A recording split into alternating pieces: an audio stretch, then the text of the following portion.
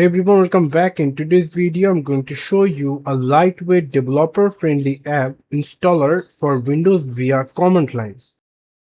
Well, the app name is Scoop. How you can simply download it. You have to open any of your favorite browser and then you have to come over into the search option and here you have to search for Scoop.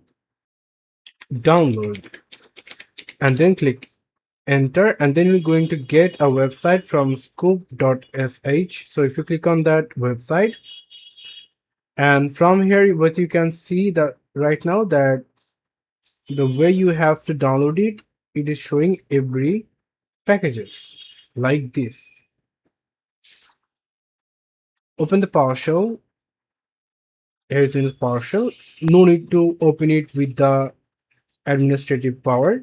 Just simply copy this and then you have to just paste it over here like this and paste anyway and click enter. And now you can simply see it initializing and downloading. And as you can see right now that the Scoop was installed successfully. And now if you type here Scoop space help and click enter, you're going to get the all informations about the Scoop, how you can simply use it, how you can simply get the best beneficial for your computer device.